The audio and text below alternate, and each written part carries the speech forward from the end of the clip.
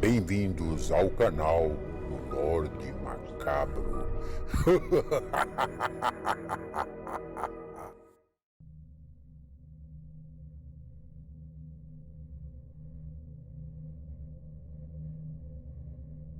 Olá, boa noite. Vamos para mais um relato do Lorde Macabro. Gostando do canal? Então inscrevam-se, ativem o sininho de notificações. Só assim vocês receberão muito mais conteúdo. Gostaria de agradecer aos inscritos e não inscritos que colaboram com o canal e pedir também para que vocês compartilhem o nosso conteúdo. Muito obrigado. Relato de hoje: a estranha história de Muriel. Quando criança, Muriel nunca teve a felicidade de brincar com outras da mesma idade. Sua vida não foi nada fácil e nem próspera. Os pais verdadeiros de Muriel nós nunca soubemos os nomes, principalmente naquele orfanato em que ela se encontrava. Tudo o que eles disseram para eu e minha esposa foi: alguém a deixou aqui, embrulhada em uma pequena toalha, e sumiu posteriormente. Segundo os funcionários daquele orfanato, Muriel não parecia uma criança doente, porém não era uma criança normal em seu comportamento. Pelo menos no orfanato, ela não fez amigos. Eu sou Walter e minha esposa se chama Paloma. No ano de 1964, num intenso inverno, então, nós adotamos a pequena Muriel. Assim que Paloma e eu pegamos Muriel, nossas vidas começaram a mudar. Eu percebi no semblante de Paloma. Sua felicidade sempre era muito evidente. Paloma nunca pôde dar à luz a uma criança, segundo os médicos, por um sério problema em seu ovário. Depois de adotar a pequena Muriel, que ainda tinha 5 anos, então nos mudamos para uma casa comprada no Kentucky. Começamos vida nova, porém agora com um novo membro na família, sim, a pequena Muriel. Paloma estava felicíssima com a nova vida. Eu confesso que no princípio de tudo não me acostumei com a ideia da adoção, mas à medida que os dias foram se passando, percebi que a pequena Muriel havia chegado na hora certa em nossas vidas. Depois disso e tudo ajustado, nossas vidas começaram a ganhar cores. Agora éramos eu, Paloma e a pequena Muriel em nossa nova casa. A casa que adquirimos não era tão nova, e então precisaríamos reformá-la. Era uma casa enorme que conseguimos por um bom preço. Havia nela vários quartos. É claro que a maioria deles nós tínhamos que reformar. Então, já que Paloma parecia feliz com a chegada de Muriel, fiz questão de deixar para ela cuidar da reforma da nossa nova casa. Assim, ela poderia preencher seus dias junto com a pequena Muriel. Nessa época, eu até consegui um bom dinheiro herdado de meus falecidos pais. Então, tudo começou.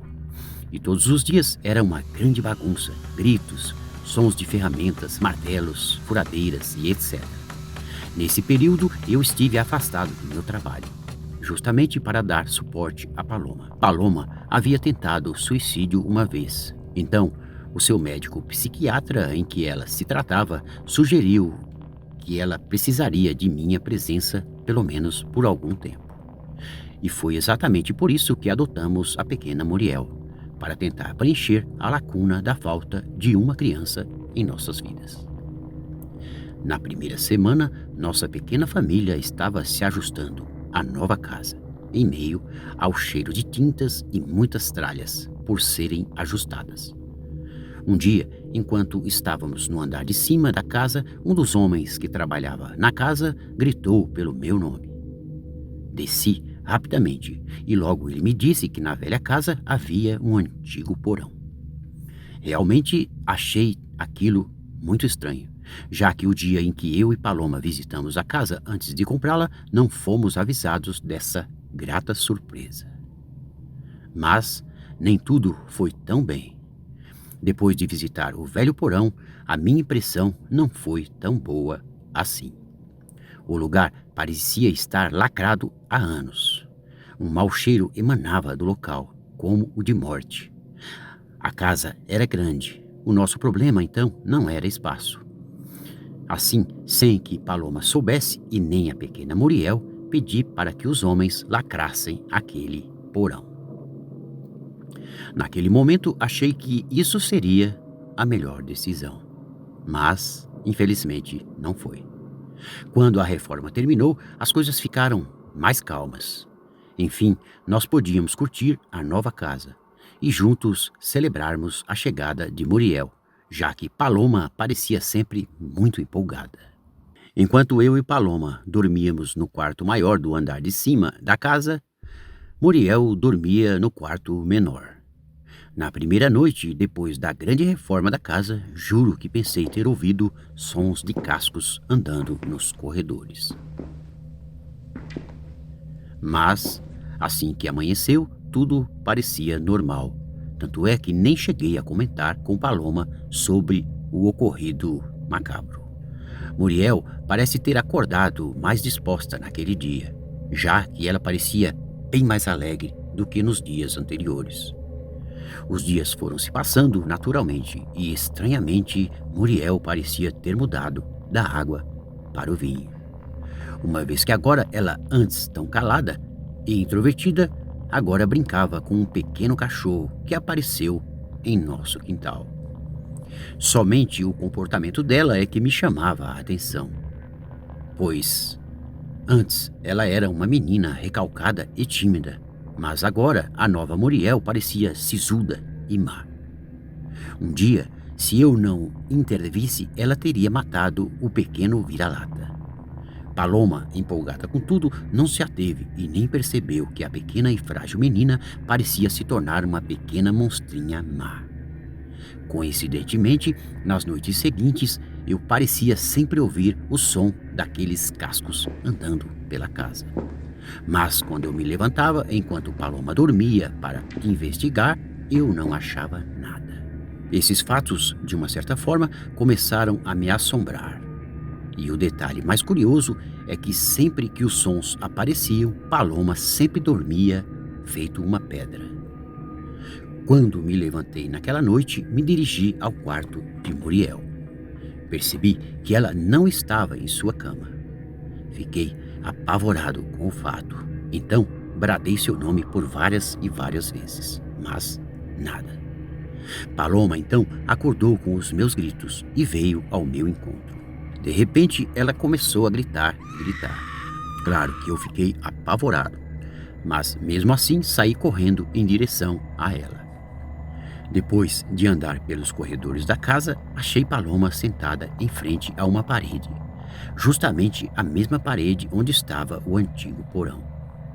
Paloma não parava de me mostrar assustadas aquelas marcas de cascos nos corredores e também nos antigos degraus da escada do antigo porão. O porão estava muito escuro, já que não tinha nenhum tipo de iluminação. Mesmo assim, eu me aventurei com uma pequena lanterna, descendo vagarosamente, passo a passo, cada degrau. As marcas de cascos também estavam lá, degrau a degrau. Algo sinistro acontecia por ali. Mesmo assim, eu não entendi o que realmente seria. Chamei por Muriel várias e várias vezes, mas nada. Paloma chorava e chorava no começo dos degraus da estranha parede. Vasculhei tudo e não achamos nada. Muriel havia desaparecido misteriosamente. Então, depois de todos esses acontecimentos, comunicamos à polícia. A polícia então veio até nossa casa. Um dos policiais me perguntou se nós criávamos algum animal dentro de nossa casa. Segundo ele, um bode ou coisa parecida invadiu a casa, mas o resto ele não soube me explicar. Muriel havia desaparecido misteriosamente. Então ele disse que as coisas seriam resolvidas. Paloma e eu ficamos tristes com o misterioso sumiço da pequena Muriel. Nunca praticamos nenhum tipo de religião, ocultismo ou qualquer outro tipo de seita. Então, nunca acreditei em histórias de fantasmas ou espíritos. Paloma entrou mais uma vez em depressão profunda. E aí, meus problemas começaram a aumentar e muito. Um dia, o padre Oswald veio à nossa casa para visitar Paloma. Fiquei surpreso com o que ele me disse. Segundo ele, o velho porão na nossa casa guardava um mal sem precedente. Um demônio preso foi libertado assim que o porão foi reaberto. As marcas de cascos eram a maior prova disso. Mas, e Muriel? Eu perguntei a ele. Então, ele me respondeu que Muriel foi tomada por algo muito ruim e agora não pertencia mais a este mundo. Paloma e eu ficamos chocados com as declarações do velho padre. O antigo porão fora lacrado para nunca mais ser reaberto. E quando começamos a reforma, ele apareceu. Algo ruim de novo deve ter acontecido por ali, mas tudo o que pensávamos agora era vender a casa. O antigo porão fora lacrado há muitos e muitos anos atrás. Mas, quando começamos a nossa reforma, ele apareceu. Algo ruim deve ter acontecido por ali. Tudo o que pensávamos agora era vender a casa e mudarmos dali o mais rápido possível. Infelizmente, Paloma não resistiu a tudo isso e morreu com mais perguntas do que respostas. Muito magoado e decepcionado com tudo isso, consegui vender a casa pela metade do preço que paguei. Minha intenção agora era sair dali o mais rápido possível. Um casal de idosos muito simpáticos a compraram, e eu citei tudo sobre a misteriosa casa e o desaparecimento da pequena Muriel, mas eles nem se importaram e a compraram mesmo assim. 2 meses depois, recebi a visita do mesmo policial e ele me assustou. A casa havia pegado fogo com um curto-circuito e o casal de idosos morreram carbonizados. Mas o mais assustador é o que ele me disse depois. Segundo ele, nem toda a casa havia pegado fogo e um dos cômodos ficou intacto, justamente o do antigo porão. Paloma não iria acreditar se estivesse viva. O mesmo policial também me surpreendeu com a notícia mais assustadora.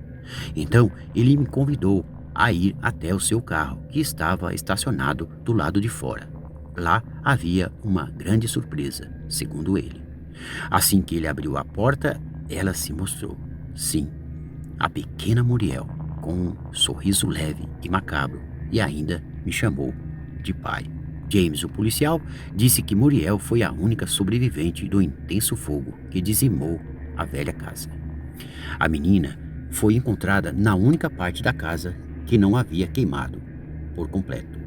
Assim que James nos deixou, então a pequena Muriel olhou em meus olhos e sorriu, dizendo: "Agora somos só eu e você, papai." Quando ela deu alguns passos, eu pude ouvir claramente, como se fossem cascos de um bode andando pela casa. Boa noite.